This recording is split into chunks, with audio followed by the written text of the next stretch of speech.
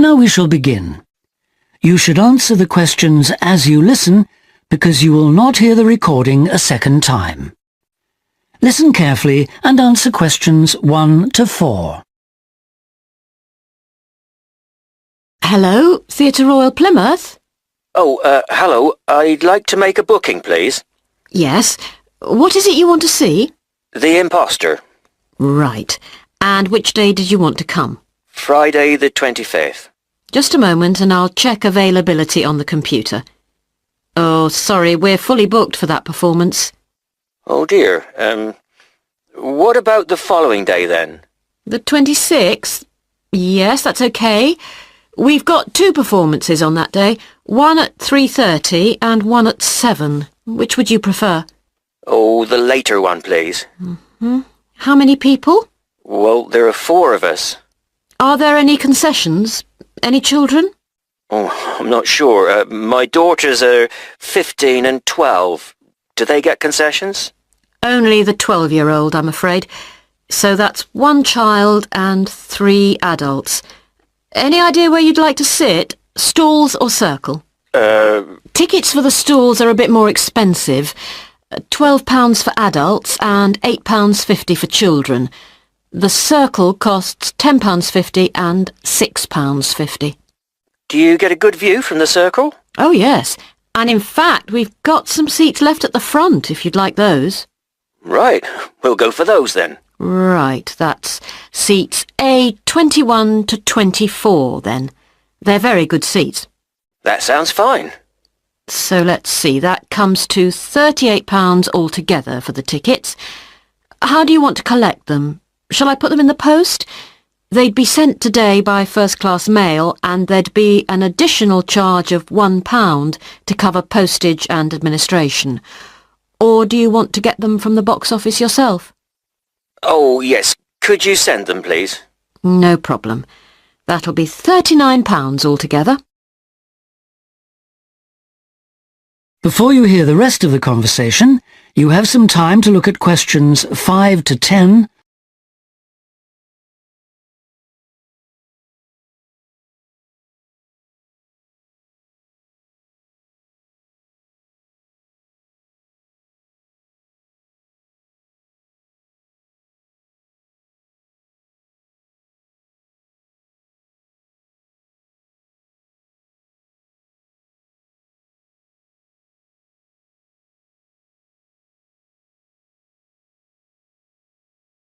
Now listen and answer questions 5 to 10.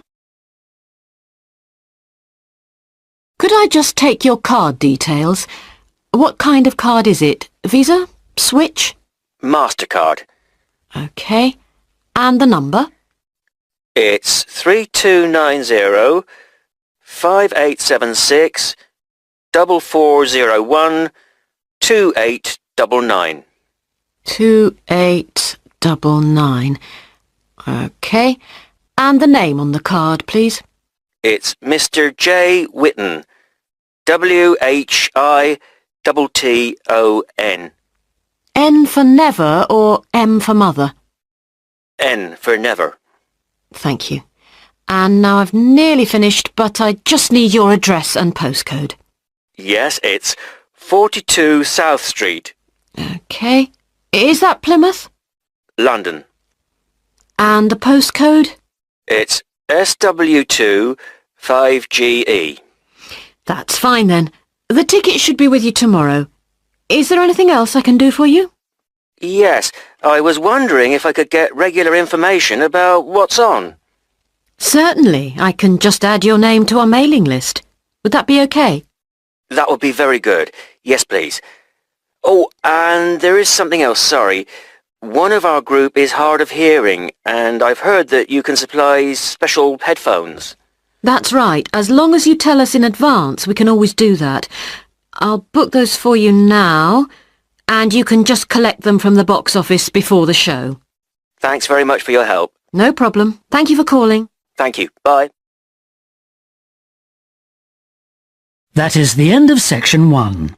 You now have half a minute to check your answers.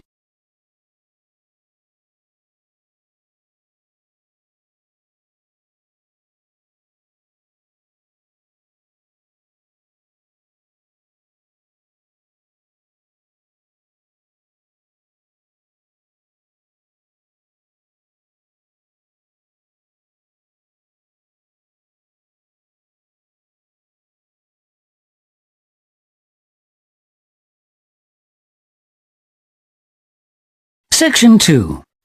You will hear the organizer of a rock festival talking to the exhibitors and performers at a planning meeting.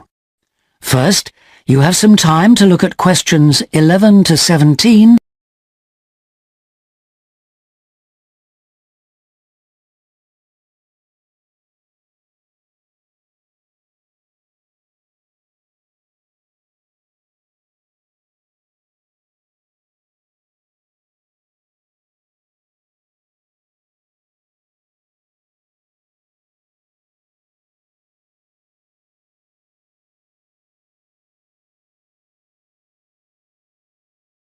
Now listen carefully and answer questions 11 to 17. Good evening, everyone. I'm glad you could all make this planning meeting for what promises to be the biggest and most colourful free rock festival ever held in the South East. So whether you're a performer, a craft exhibitor or an artist, we all extend a big welcome to you. Could we turn first to the plan so I can familiarise you with the layout of the site, which, as you know, is an old football stadium. We're really lucky to have so much space this year. You can see the main gate at the bottom of the plan. Have you found it? That's where most visitors will enter. It's also the entrance for those taking part in the craft fair. We've set the stalls just inside the gate on the left in a circle. If you walk straight ahead from the gate along the path without turning right, you'll come to some steps up to the football stadium. On the left of the steps is the fringe stage. This is for alternative artists. They include folk singers, poets and other acts which are more suited to a smaller stage. And they should also enter by the main gate. On the opposite side of the steps is a restaurant, and adjoining that is the main festival information point. Here you can get extra programmes and up-to-the-minute information about events, and you can discuss any last-minute problems, although we hope everything will be running smoothly when the festival opens. Coming back to the plan, you go up the stairs to the stadium. The entrance for the rock bands is on the far side, and on your right is the main stage, which will have powerful illumination and amplification throughout the weekend. There will probably be TV vehicles adjacent, that's in this area only, for recording purposes. If you look at the outside of the plan, you can see a third gate for exhibitors, opening onto a side path. A little way down the path, before you get to the trees, is the building where the art exhibition's being housed. Then, finally, there's just one more building marked on your plan, quite near the main gate. It's divided into lock-up garages, so I hope you now feel quite familiar with the main festival area. Before you hear the rest of the talk, you have some time to look at questions 18 to 20.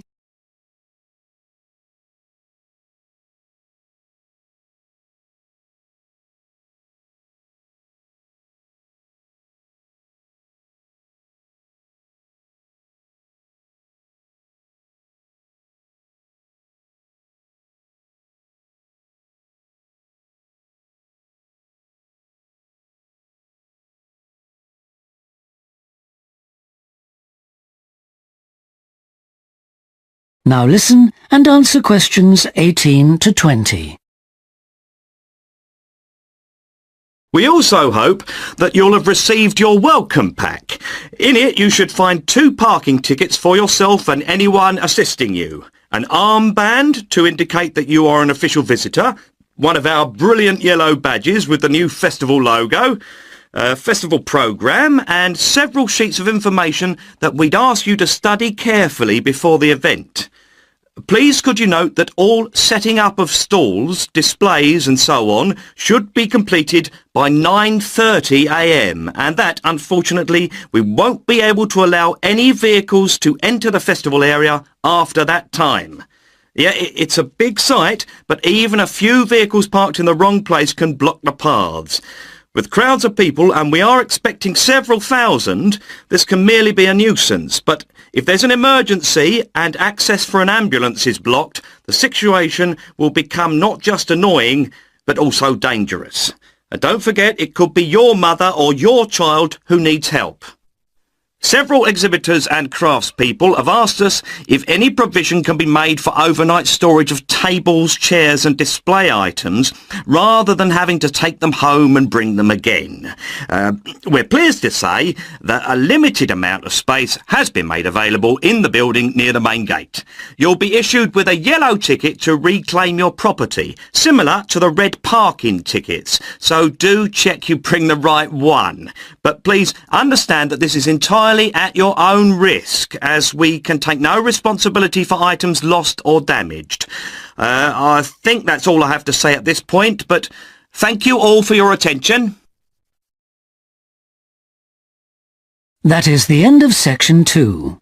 You now have half a minute to check your answers.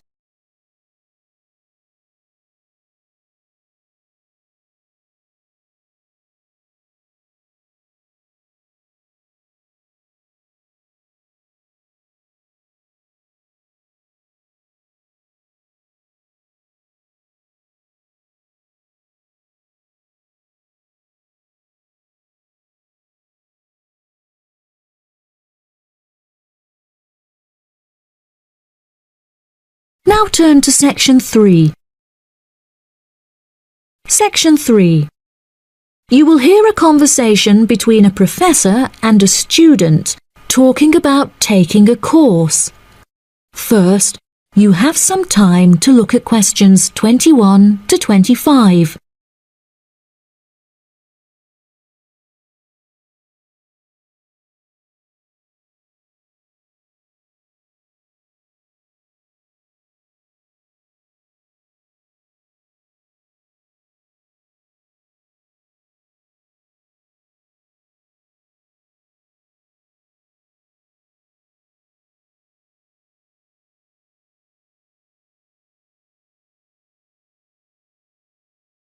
Now listen carefully and answer questions 21 to 25. Excuse me, Dr. Twain. May I speak with you for a minute? Of course, please come in. I'm Charlotte York. I'm considering taking your course in tourism. Right. Well, Charlotte, how can I help you? I have been considering studying tourism. However, it is such an important decision that I would like to seek some advice about it first. Would you mind answering some of my questions? Absolutely. Fire away. Well, I have been discussing courses with my parents, and they are concerned that I will not be able to get a well-paid job with a degree in tourism. The reason that I want to study the course is that I have a great interest in the subject, and I think I would really enjoy it. I believe the only way that I will enjoy my life is if I enjoy my career. Happiness is far more important than money, don't you think? Absolutely. I would much rather be happy and poor rather than rich and miserable. Money cannot buy you happiness. I'm glad you agree. You needn't worry about money, Charlotte. A large part of the tourism course is dedicated to teaching students how to manage finances, a skill that you can apply to your everyday life as well. I would also recommend that you take a sideline course in time management, as this can be incredibly useful in efficiently planning your workload. Efficiency is the key to success. I'll remember that. Now, I have found that some students have natural talents that really help them to succeed in the course. Communication skills, for example, can be very beneficial. Do you have any strengths? Maths was always my favourite subject at school, so I really enjoy solving mathematical problems. However, I find statistics quite difficult.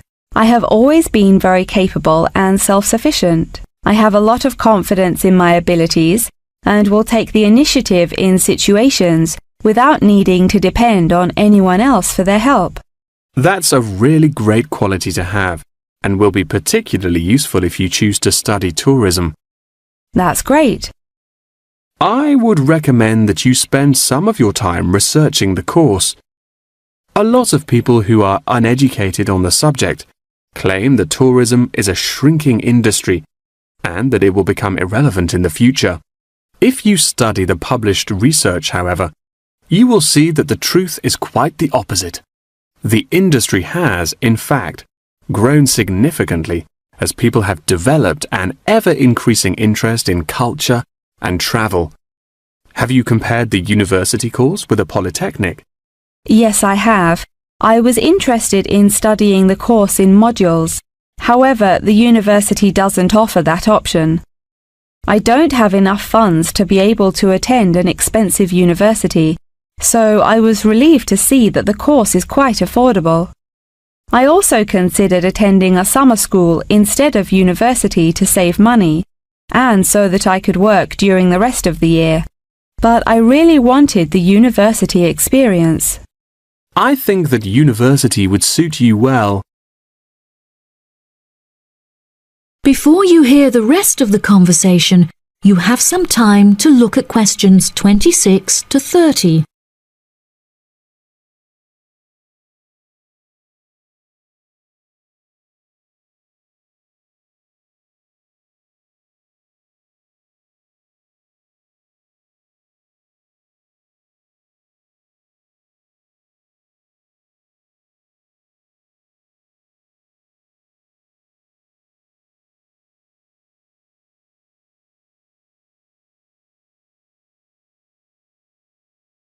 Now listen and answer questions 26 to 30. Now, what about the courses? Are you interested in any of the other subjects on offer? I have looked at a few. I was interested in travel and business as it sounds similar to tourism. That is really worth learning. However, be aware that it is difficult and will demand a lot of your time. Okay, that's good to know. You might find that Japanese is an interesting course and it will teach you valuable skills in speaking the language. Personally, it's not bad and could be of some help, but not that much. Okay, Japanese. Got that. What about medical care? Well, if you have time, the course will teach you a lot about curing diseases and illnesses or dealing with injuries outside, although it's not essential. So, okay, if it's useful, I'll take it. If you enjoy using technology and are worried about fulfilling the entry requirements, computing is very relaxed about the skills that applicants must possess. I'm terrible with computers, so I'm not sure that I would enjoy that course. How about public relations? Yes, I would recommend that course. It would be related to entering the tourism industry, as it will educate you on how to approach clients and develop associations with them. That's great. Thank you so much for your help. That is the end of section 3. You now have half a minute to check your answers.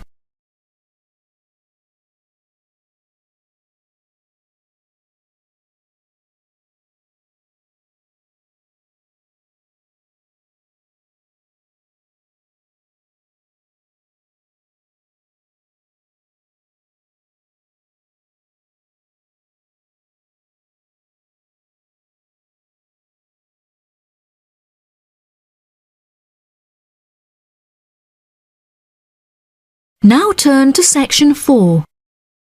Section 4.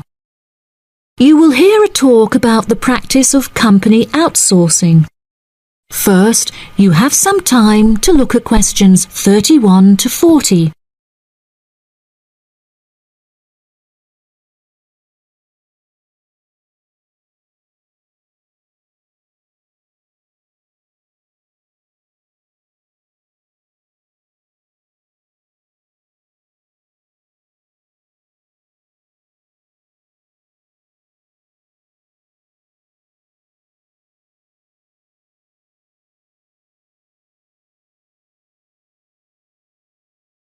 Now listen carefully and answer questions 31 to 40. Welcome, class, to your very first lecture in this series on business in the modern world, conducted by myself, Dr. Toby Bennett. Today, we will be looking into the practice of company outsourcing, using TCP technologies as a case study. Now, for those of you who are unfamiliar with this practice, I will give you a summative definition. company outsourcing involves the contracting of various business activities by one company to another. This practice will sometimes occur from a Western company to a party based in a third world country, the rationale being to make significant financial savings on lower international labour rates and to potentially increase quality. Now, our case study for today is TCP Technologies, a party located in India that receives outsourced tasks from Western companies. The manager of TCP Technologies is a man called Manjeet Khanna, who has personally developed a series of aims and philosophies by which the company is expected to operate. He claims that the most important of these philosophies is to create a workplace where each individual member has the opportunity to contribute their opinion to the operations of the company. That is to say that he found it important to develop a democratic environment. As a means of ensuring quality from every individual at TCP Technologies, a grading system has been developed that encourages an ethos of hard work and recognizes accomplishment. This grading of individuals is based upon a series of factors such as turnover, hours worked, and efficiency.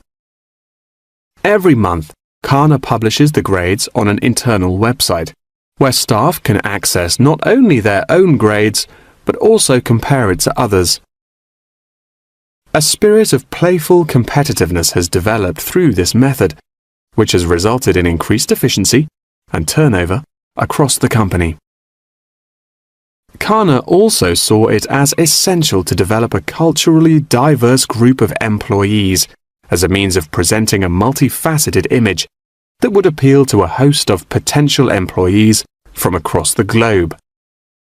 This cultural openness has not only increased the quantity of incoming contracted opportunities by 7%, but has also benefited the company itself significantly. A level of transparency now exists that had not before been apparent. According to questionnaires carried out recently, these newly introduced measures have significantly increased the rate of staff satisfaction, which has subsequently led to an increase of 32% in the company's income. These figures are truly admirable and serve as a testament to the measures that Khanna has introduced to the workplace at TCP Technologies. In a recent interview published by The Economist, he declared, "The figures speak for themselves. My system works." When asked if he had any advice for companies on methods they could employ to streamline workflow and increase turnover, he replied, "It's simple, really. A company must see itself not as one entity comprised of nameless components, but instead as a living organism composed of cells, each one essential to the functioning of the whole. I suggest that the motto by which your management operates will be Employee First."